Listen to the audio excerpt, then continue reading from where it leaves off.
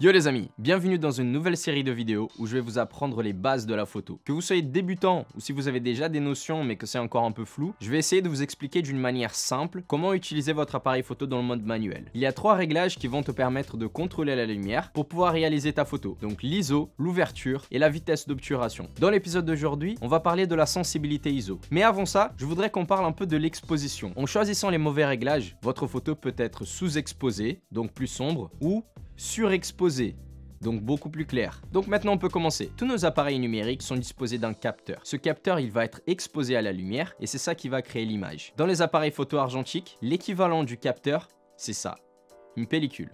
Et qui peut être en fait plus ou moins sensible à la lumière. Donc par exemple une pellicule de 100 ou 200 ISO comme celle que j'ai ici va être moins sensible à la lumière qu'une pellicule de 3200 ISO par exemple. Donc plus l'ISO augmente, plus on sera sensible à la lumière. Un film de 200 ISO comme celui-ci, je l'utiliserai dans une situation où j'ai beaucoup de lumière. Donc par exemple au soleil à l'extérieur. Et au contraire, j'utiliserai 3200 ISO pour un endroit où j'ai pas beaucoup de lumière. En intérieur, une ambiance plus de nuit, plus on augmente le chiffre et plus on est sensible à la lumière. La différence avec un capteur numérique, c'est qu'on peut changer cette valeur de l'ISO et rendre notre capteur plus sensible à la lumière. Ce qui est différent avec l'argentique, c'est qu'une fois qu'on mettait notre pellicule de 200 ISO par exemple sur notre appareil, on ne pouvait plus changer l'ISO avant de finir la pellicule. Là par exemple, mon ISO est réglé à 160. Si je baisse l'ISO, vous allez remarquer que l'image s'assombrit et au contraire, si j'augmente l'ISO, je vais ramener plus de lumière à mon image. Donc avec un ISO faible, je vais avoir moins de lumière, alors qu'un ISO plus important, je vais avoir beaucoup plus de lumière. Mais ce n'est pas de la vraie lumière, c'est un peu comme une lumière artificielle. Et du coup, c'est ça qu'on va voir maintenant,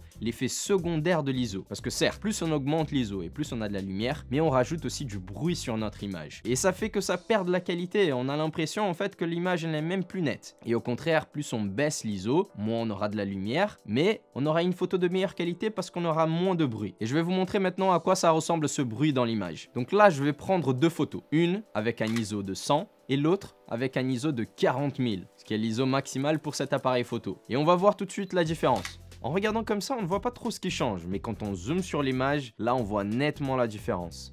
Et ça sera surtout dans les parties noires que le bruit sera très présent.